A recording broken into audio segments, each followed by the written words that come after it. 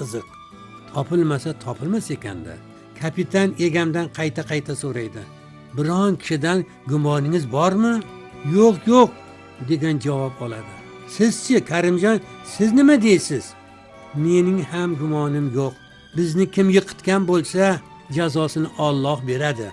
Oq quyon, oppoq quyon fermasining katta kichik a'zolari oyoqqa tengdan turishgan. Siz topmasangiz, mana biz topamiz deb qo'llarini mush qilib, o'zlaricha nimanidir surishtirib ham yurishibdi. Goho kapitanning yo'lini to'sib, topasiz. Topmasangiz qo'ymaymiz. Topmasangiz polkovnikka yozamiz deyishib, bolalarcha do'g'ib qo'psa ham qilishadi. Lekin topilmaydigan narsani topish qiyin ekanda. Eshon aya kasalxonani tark etib keta turib, ikki o'g'lini bag'riga olib, qayta o'pib, bilib qo'yinglar, bora solib kelinlar harakatiga tushaman deb ketdilar. Bu chiroyli so'zlar Karimberdining dilini charog'on qildi. Egamberdining qalbini shubhali o'ylar va qorong'ulik bosgandek bo'ldi. Fatima qiz ko'z o'ngidan ketmayotgandi. Uning chimirilib turishi xayolini o'g'irlab olgan. Nega xatga javob bermaydi? Nega kelmaydi? Nega degan o'ylar tinmay bezovta qiladi. Egamberdi ana shunday alamli o'ylarga beriladi-da, "Ey g'ulom, bilib qo'y, Fatimani senga bermayman" deb o'rnidan turib ketadi. Hozircha hamma ish muallima Hamidovaning qo'liga o'tgan. Hujjatlarni imzolash, ishni boshqarish kabi barcha yumushlarni muallima bajaryapti. Opoy uzoq yillar davomida maktabda ilmiy bo'lim mudiri, direktor o'rinbosari lavozimida ishlagan emasmi? Odamlar bilan muomala qilish me'yorini xo'p o'rgangan ekan. Qaysi idoraga bosh suqsa, har qanday muammolarni ham osongina yechimini topayapti. Ko'hlikkina hamshira qiz yo'qlovchilar kelganini ma'lum qildi. Kirishdi, o'tirishdi, Fotiha o'qishdi, holi ahvol so'rashdi. Hamidova muallima kulimsirab gap boshladi. "Egam o'g'lim, menga katta ishonch bildirgansan, yordamchim deb e'lon qilgansan. Endi tez hisobot ham berib turaman-da." Egamqul kulimsirab, jilmayib turib javob qaytardi. "Opajon, vaqti bilan hisobot berib turmasangiz, ishdan bo'shatib yubораman." "Egam, Xudoga shukr, mana oyoqqa ham turib ketding. Mana bu ayolni taniyapsanmi?" "Taniyman. Buxgalteriyada ishlardilar. O'g'illari boksga qatnashardi. Shu opani ishga olsak devdim." "Qanaqa ishga olamiz?" "Hisobchilikka-da." "Mayli, roziman. Kalbasa sexi qurilmalarini olib keldilaringmi?" "Kuni kechagina pul o'tkazdik. Avval quriladigan joy hal bo'lsin. Endi mana bu ukamiz bo'lsalar, artison qudug'i kavlovchilarining boshlig'i ekanlar. Birga keldik. Geodeziya kartasini olib kelibdilar. Kecha kelsak uxlab qolgan ekansan. Qishloqqa bordik. Otalaring Siroj amaki, Qosimali tog'a, qishloq mahallalar yig'ini raisi Nodirov amakilar quduqqa joy tanlashga ishtirok etishdi." "Joy tanladilaringmi axir?" "Tanladik. Karim qishloqda edi. U ham joy tanlashga ishtirok etdimi?" "Birga bo'ldi. Dadam nima desa, men roziman degandan boshqa gap aytmayapti. Mayli, dadasini roziligini olsa, biz ham rozimiz." "Egamjon, quduqqa markazroqdan joy tanladik. Endi sendan bir narsani yashirib, Eshon ayamning ruxsatlari bilan Eshonbog'ning etakroq tomoniga Karim ikkovlaringga yonma-yon oq g'ishtdan imorat solyapmiz. Xudo xohlasa kelinlarni ana shu uylarga tushiraman deb Eshon ayam hech birimizga tez bo'l deb kun bermayaptilar. Voy, bu onamizning xursand bo'lganlarini aytsam, bir qarasangiz quruvchilarga tuxum pishirib kelyaptilar. Bir qarasangiz xo'roz so'yib damlama tayyorlab kelyaptilar. Hassalariga tayanib goh u yoqqa o'tadilar, goh bu yoqqa o'tadilar. Imoratga qo'yiladigan g'ishtlar o'pib qo'yadilar. Yo'q-ey, salkam 100 yoshda shuncha quvvatni qayerdan olayaptilar ekan? Tezroq uylanmasanglar, armonlari ushalmaydiganga o'xshaydi." Egamberdi, "Ramziddin amakimidi otingiz?" deb so'radi quduq kavlashga bosh bo'lib kelgan yigitdan. Ha, Ramazon oyida tug'ilgan ekanman. Mayli, Ramziddin aka, quduqni qishloqning dasht qismidan kavlanglar. Agar past qismida kavlasanglar, qishloqning yuqori qismiga suv uzatish qiyin bo'ladi. Kecha Karim ikkovimiz ham xomaki bo'lsa-da, rosa muhokama qildik. Jon aka, ochig'ini ayting, necha kunda bitkazasizlar? Gruntning qattiq yumshoqligiga bog'liq. Yumshoq bo'lsa qancha kunda bitarkan? Ochig'ini ayting. Parmalarimiz chet eldan keltirilgan. Astoydil ishlasak, bir haftada kavlab tashlaymiz. Egamberdi yana ko'p narsalarni so'ramoqchi edi. Hamshira qiz kirib, bemor charchadi. Bas qilinglar deb qistay boshladi. Traktor nima bo'ldi? Shoshilib so'radi Egamqul. O'g'lim, istasak ertagayoq olib kelishimiz mumkin. Traktor bilan yodgorlikni bir kunda olib kelsak deb turibmiz. O'g'lim, shoshmaylik. Bu gapni hokimimizning muovini ham aytayapti. Hamma narsaning davosi vaqt ekan. Vaqt o'tishi bilan Egamberdi qo'ltiq tayoqda yuradigan, goho shifoxona hovlisini aylanadigan bo'ldi. Ammo betoqatligi, umidvorligi avj olgandan avj olib boryapti. Yurak qurg'ur qo'ymayapti. Tezroq qishloqqa borsang-chi, deyapti. Fotimani tezroq ko'rsang-chi, deyapti. Suv favvora bo'lib otilibdi. Tezroq borib ichsang-chi, deyapti. Karimning traktori qishloqqa kelibdi. Tezroq borib ko'rsang-chi, deyapti. Onajoningning yodgorligi bitibdi. Yuzlaringga sursang-chi, deyapti. Yurakning betoqat bo'lishiga yana Eshon ayaning tezroq kelinlarimni tushirsamu, qo'lidan qaynoq choy ichsam deganlari sabab bo'lyapti. Yosh fermerlarning tezroq ishga tushishini hammadan ham ko'proq Asrorov amaki qistayapti. Qishloq markazida katta bir tantana o'tkazmoqchi. Tantanaga butun tumandagi yosh fermerlarni taklif etmoqchi. Mening rahbarligimda maslahatimga yursalaring, Egamberdi bilan Karimberdidek tezda boyib ketasizlar degan gaplarni aytib, mavridi kelib qolgani uchun bir maqtanib ham olmoqchi. Tantanani 18-avgustda o'tkazamiz degan gap ham mana shu kishidan chiqdi. Egamberdi 10 qo'ltig'ida tayoq bilan salkam 4 oy yotgan. Yotavergani uchunmi, ko'ziga xunuk ko'rinib qolgan xonasidan asta-sekin chiqib mashinaga o'tirdi. O'tirdi-yu, bosh shifokor qayoqqadir ketgan ekan. Kelsa xayrlashib ketaman deb anchagacha kutib turdi. Fatima opa yigitchalarni qayta o'pdi. Agar to'ylaringga aytmasanglar, ikki dunyoda ham kechirmayman degan gaplarni aytdi. Onalariga qo'yilgan yodgorlikni olib kelmoqqa jo'nadilar. Haykaltarosh ham bir so'zli ekan, halol yigit ekan, so'zining ustidan chiqarkan. Yodgorlikni oppoq dakaga o'rab, hatto olib borib beradigan maxsus mashinani ham tayyorlab qo'yibdi. Yodgorlik ustidan doka ko'tarilishi bilan Egamberdining nazarida onayizori xuddi yugurib kelib quchoqlagandek bir holatga tushdi. O'pkasi to'lib yig'lab yubordi. Qishloqqa yetib onajoni ishlagan, obod qilgan bog'chaga tushirgunlaricha ham goh o'yga tolib, goh xo'rsinib bordi. Shahrixon aya doka olinishi bilan, "Voy xudoyim, bu Sobiraxon o'rtog'im-ku" deb bog'chani boshiga ko'tardi. "Mana bunisi Shohista-ku, mana bunisi Oqbadan-ku." Egamberdining yodgorlik poyida uzoq o'tirgisi bor. Hamidova opoy, "Bas, yetar" deb yelkasidan tortyapti. Odamlar kutayapti axir. Shoshganlari bejiz emas ekan. Sobiq kolxozning keng maydonli hovlisi kimoshdi savdosida bu ikki o'rtoqqa o'tib ketgan emasmi? Ham qishloqlari behisob kelgan mehmonlar bilan to'lib toshib ketibdi. Egamqul o'tirishi bilan yoshlar orasidan Fotimani oqtira boshladi. "Oh, bo'lganda qanday zo'r bo'lardi-ya? Yo kasalmikan?" Oldingi qatorda ayollar orasida o'g'il onasini ko'rgandek bo'ldi.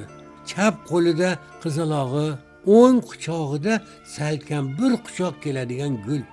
Egamqulning ko'zidan negadir yosh otilib chiqdi.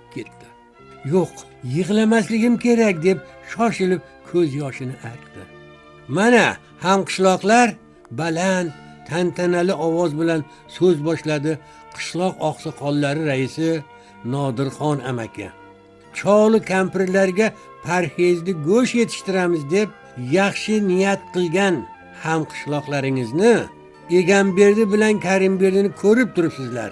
Qani hamqishloqlar mana shu ikki azamatning sha'niga bir qarsak chalaylikchi.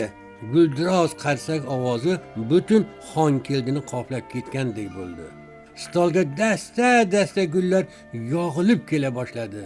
Gullar shunday ko'p keldiki, ikkovlari gullar orqasidan arang ko'rinib qolishdi.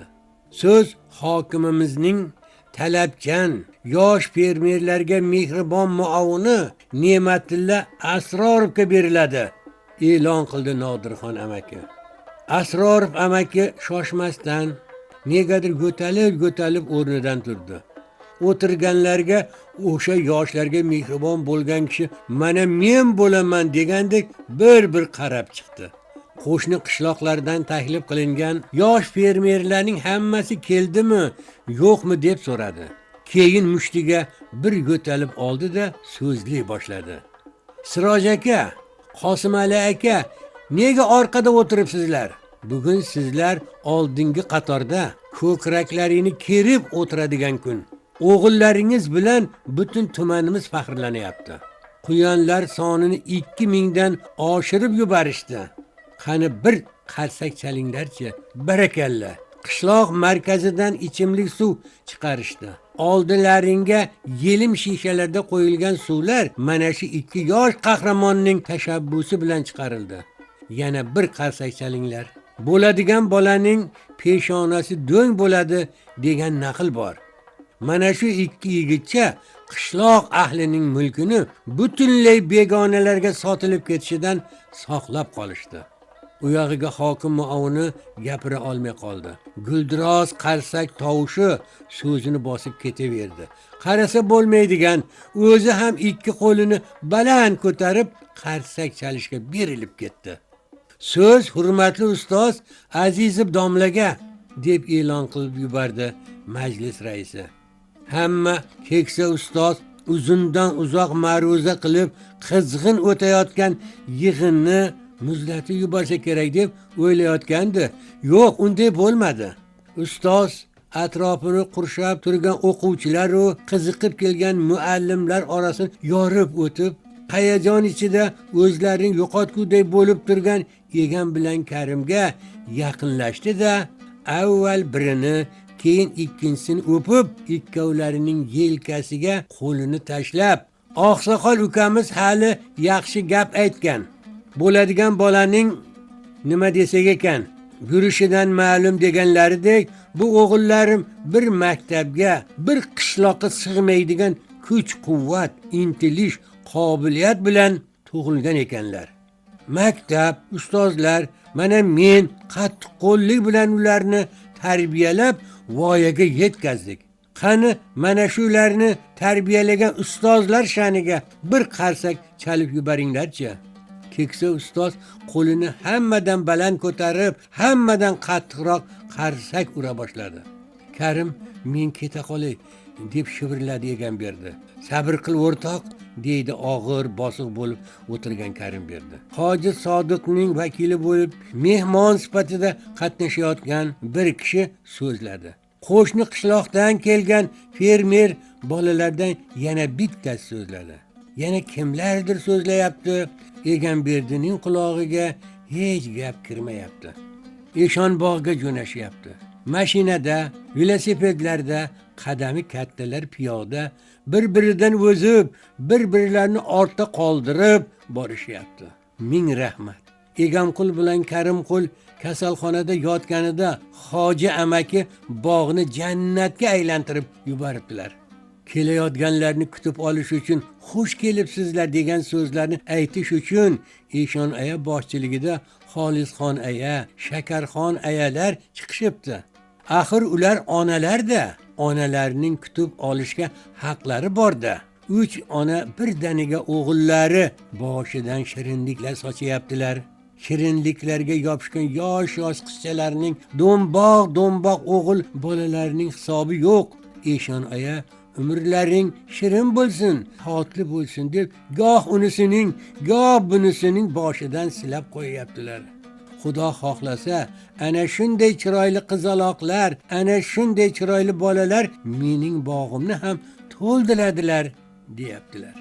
Bir-birini bag'riga bosishlar, bir-birini boshlarini silashlar hech to'xtamayapti. Hamma narsaga bosh-qosh bo'lib, kuyib-pishib boshqarayotgan muallima opoy, "Hoy, opajonlar, bas qilinglar" deya onalarni bir chekkaga tortgan bo'ldi. On bilan unashtirilgan kundan buyon ahvoli shu. Yo'q, bu ahvol oldinroq boshlanuvdi shekilli. Qattiq qo'l qassob otasi bog' orqasida egan bilan gaplashayotganini ko'rgan kundan boshlangan. Voy, o'shanda qassob otaning vajohatini ko'rsangiz, bamisoli quturgan sherdek hayqirib yubordi-ya.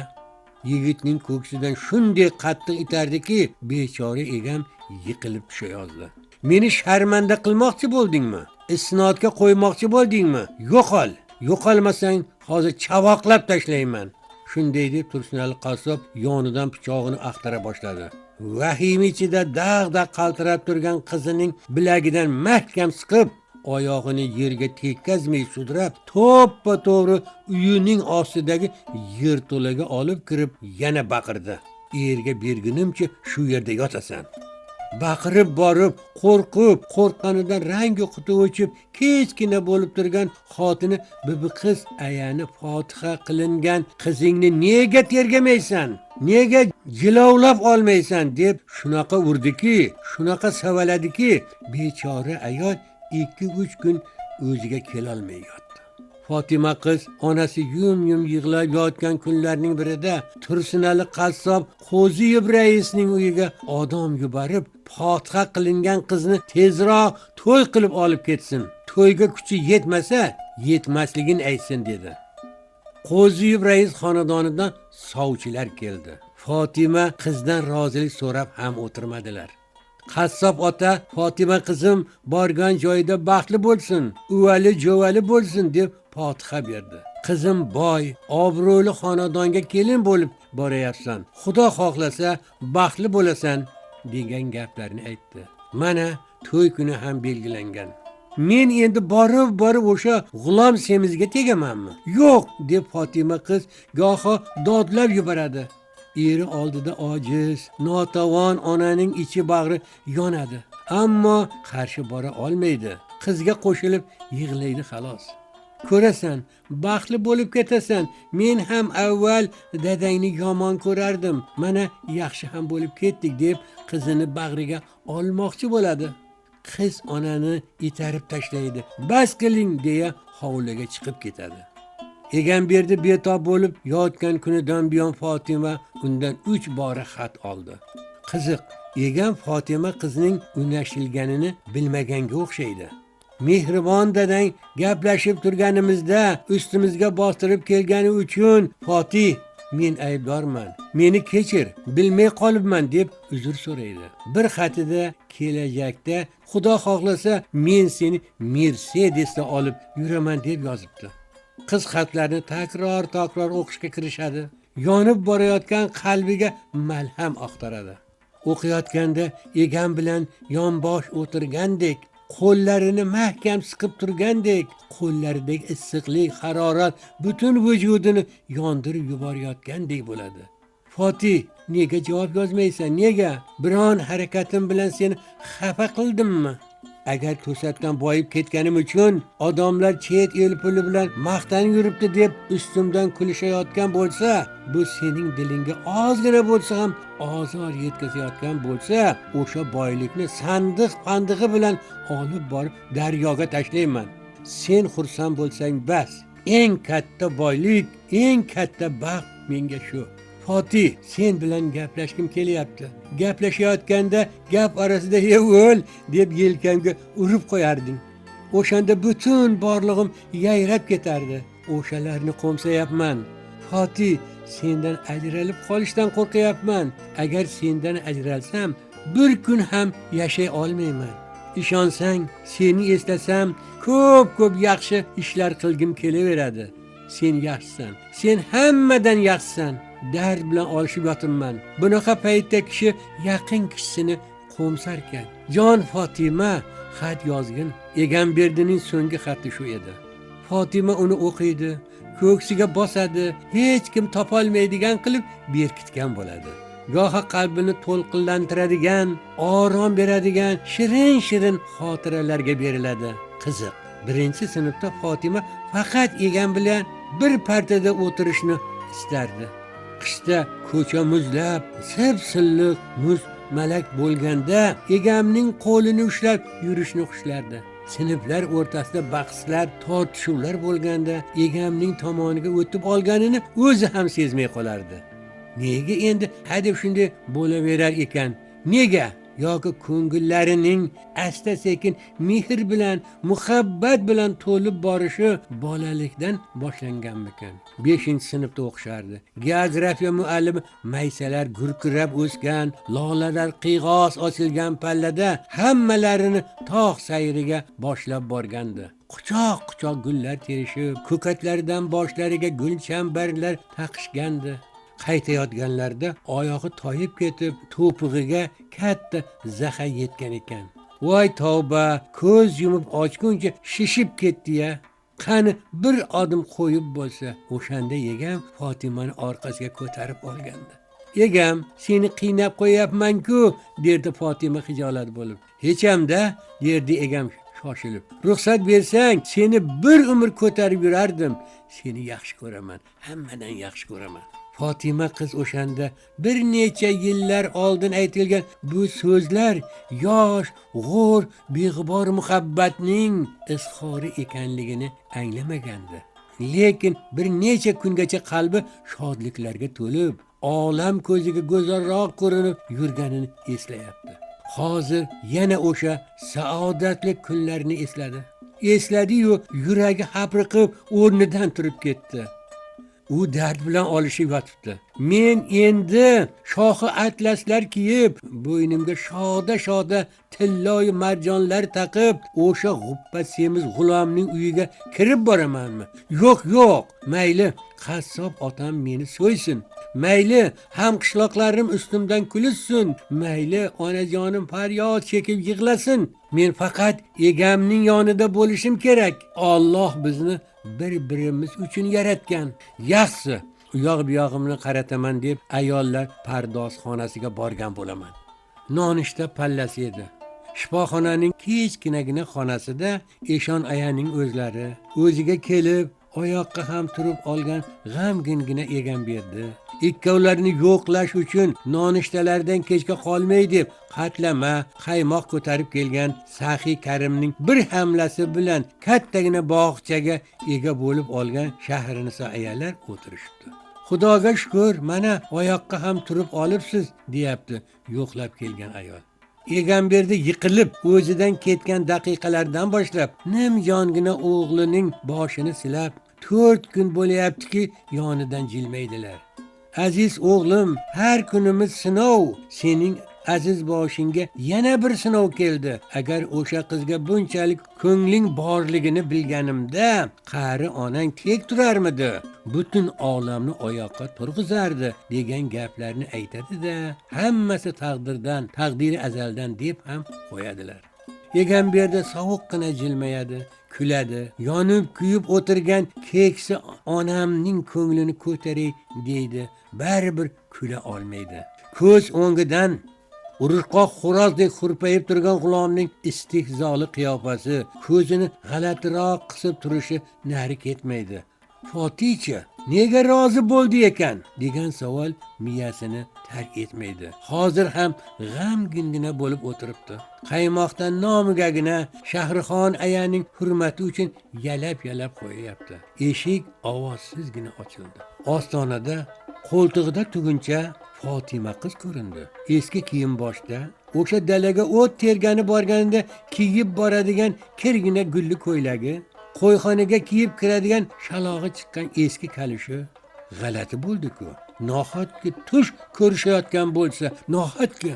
Hayajon, bu menman, Fatima qizingizman, sizdan himoya so'rab keldim. Fatima hayron bo'lib turgan Eshon ayaning tizzasiga boshini qo'yib, shunday yig'ladiki, shunday g'ussali, alamli ovoz bilan yig'ladiki, olamdagi barcha alam, barcha xo'rlik ovoziga jamil-jam bo'lgandek edi. Hammasi Allohdan, deyaptilar Eshon aya qizining yonib borayotgan boshini silab. Yo Allohim deb qo'yapti qaymoq keltirgan ayol. Nikoh to'yiga bor yo'g'i bir hafta qolganda qiz bolaning yo'q bo'lib qolishi, hey, qishloq mish-mishlar ichida qoldi-ya. Xon keldiga shunaqasi kerak edi. Shivirlab gapiradiganlar, og'zini to'ldirib qasam ichib gap tarqatadiganlar, shunaqami? Voy xudoyim-ey deb vahimani kuchaytiradiganlar bir yayrab oladigan bo'ldilar-da. Yayrab oldilar ham. 3 kun deganda qishloq ahli 3ga bo'linib ketdi.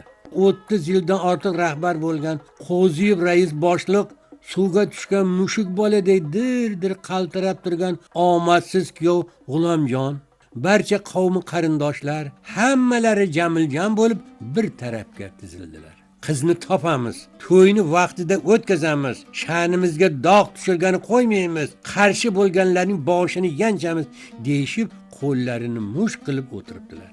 Tursunali qassob gap nimadaligini payoniga yetmasdan, yetishni istamasdan, sharmanda bo'ldim, bosh ko'tarolmay qoldim, aybdorni so'yaman, qonini ichaman deb katta pichog'ini qo'lga olib, qassob do'stlarini chaqirib, goh u tomonga, goh bu tomonga hamla qilib turibdi.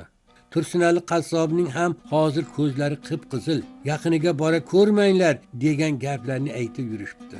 Izzat nafsi xo'rlanganda odam bolasi buqadek quturarkanda, ko'zi qonga to'larkanda deb haligi gapning ustiga yana shuncha gap qo'shayotganlar ko'paydi. Bir tarafkashlik boshlandiki, olishuv biram avjiga chiqib borayaptiki, xon keldi bo'lganidan buyon inson bolasining ehtirosi bunchalik lovullab yonmagan bo'lsa kerak. Egam bilan Fatimani himoyaga olganlar ham bo'sh kelayotganlari yo'q. Hammadan ham Eshon aya astoydil yeng shimardilar. Qariganimda topgan bolalarimni oyoq osti qildirib qo'ymayman deb atrofidagilarini na kechasi na kunduzi tinchitadilar. Hayotning achchiq-chuchugini ko'p ko'rgan Eshon aya Fatima qochib keldim deyishi bilanoq yuz berishi mumkin bo'lgan fojiani darhol ko'z oldiga keltirganlar. Darhol Hoji Sodiq janoblariga qo'ng'iroq qilganlar. Ko'zi ochiq, fikri tiniq, bu odam tezroq yetib kelsin, yo'l yo'riq ko'rsatsin dedilar. Katta xazinadan, tillolardan umidini uzmay yurgan Hoji ammaki qush bo'lib uchib keldi. Ish chatoq dedilar, gapning ipi ignasigacha surishtirib bilgach. Qizim, Fatimamidi isming? Aytchi, nikohlaring o'qilganmidi? Yo'q, sekingina bosh chayqadi Fatima. Ish unchalik murakkab emas ekan. O'tirganlarning ko'nglini tinchitgan bo'ldi Hoji Sodiq amaki. Maslahatga bosh shifokor Fatima Aslanovnani, tajribali huquqshunos Qovog'i Soliq Sattor deganni ham chaqirdilar. Egam qo'l bilan Fatima qizga yo eshittirib, yo eshittirmasdan g'alati narsalar haqida suhbatlashib oldilar. Nima haqda gaplashib olganlarini na qiz bildi, na yigit bildi, na Eshon aya bildilar. 3-chi kuni yuragini hovuchlab bir chekkada pisibgina o'tirgan Fatima qizning otasi bilan dovdirab, tili gapga arang kelib qolgan mushtipar onasi keldi. Qizimizni olib ketamiz deyishdi. Fatima Aslanovna, qizlaring og'ir ruhiy kasal, unga tega ko'rmanglar deya ota-onani orqasiga qaytardi. 4-kuni Qo'ziyev raisning o'zi o'g'li G'ulomjon bilan birga bir quchoq gul ko'tarib kelishibdi. O'rtaga yana bosh shifokor tushdi. Qizga tega ko'rmanglar, og'ir fojia yuz berishi mumkin deb ularni ham orqasiga qaytardi. Qishloqda nima gaplar bo'layotganini Eshon aya ham, Egomqul bilan Fatima qiz ham bilishmaydi. Taqdirlarini Hoji Sodiq amaki bilan Qovog'i Soliq huquqshunos Sattorovga topshirib, Xudo xohlasa hammasi yaxshi bo'ladi deyishib, jimgina o'tirishibdi. Voqeaning 17-kuni edi. Tursunali qassob tuman prokuraturasiga chaqirildi. Tergovchi to'satdan gap boshladi. Ismingiz? Tursunali. Familiyangiz mana u qog'ozda yozib qo'yibsiz-ku. Familiyangiz deyapman, Madrahimov. Fatima Tursunova sizga kim bo'ladi? Otasi bo'laman. Demak, mana bu taklif qog'ozida yozilishicha siz to'y qilib odamlarni ertalabki oshga taklif qilgansiz. Qizingizdan seni erga beryapman, rozimisan deb so'raganmisiz? Kerak bo'lsa endi so'raymiz-da. Siz qizingiz Fatima Tursunovani zo'rlab erga bermoqchi bo'lgansiz. Qizingizga zo'ravonlik ishlatmoqchi bo'lgansiz. Zo'ravonlik natijasida Fatima og'ir ruhiy kasalga chalingan. Siz shaxs erkinligiga tajovuz qilgansiz. Ustingizdan bosh shifokor Fatima Aslanovnaning da'vosi bilan jinoiy ish qo'zg'atilgan. Tergov tugaguncha qishlog'ingizdan hech qayerga chiqmaysiz. Nima? Tursunali qassob o'rnidan turib ketdi. Leytenant Erkayev, fuqaro Tursunali Madrahimov uy qamog'iga olindi. Javobgarlik sizga yuklatildi. Tursunali qassob esankiragan bir holatda suvga tushgan mushukdek shalpayib uyga qaytdi. O'sha kuni kunning ikkinchi yarmida tergovchining torgina xonasidan Qo'ziyev rais bilan o'g'li G'ulomjon ham bo'shashibgina ketma-ket uf tortishib, bir-birlarining bo'yniga ketma-ket ayblar qo'yishib qishloqqa qaytdilar.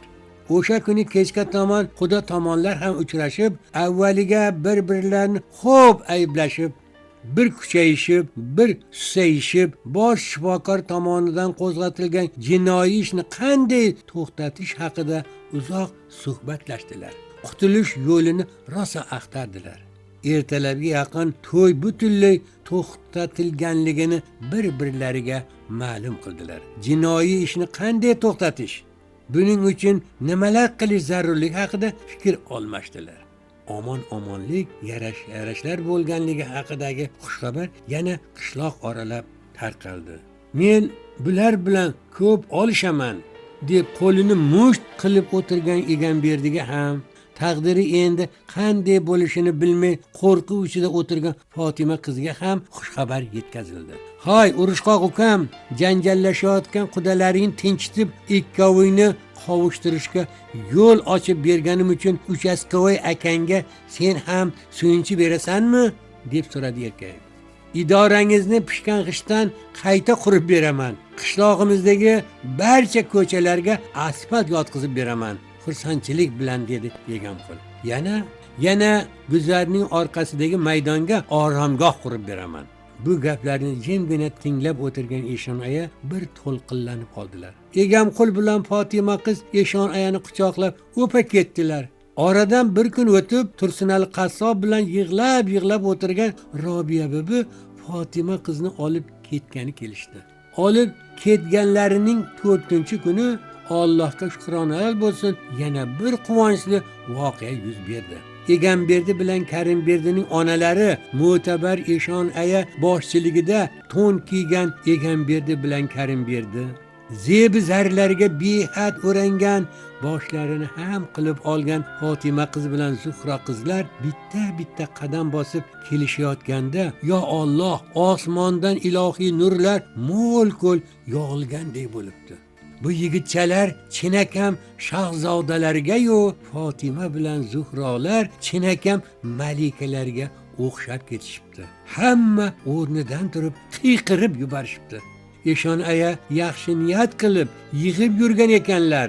170 yigitning boshiga marg'ilon nusxa do'ppi kiygizibdilar. 170 qiz va juvonning yelkasiga bir kiyimdan yal yonib turgan marg'ilon atlasidan tashlabdilar. Eng qizig'i shu bo'libdiki, Rajabboy bilan Ajabboy to'yga tashrif buyurganlarning hammasiga bittadan quyon berib, yaxshilab boqsanglar, yana 2 yilga 4tadan tug'ib beradi degan gaplarni aytaveribdi.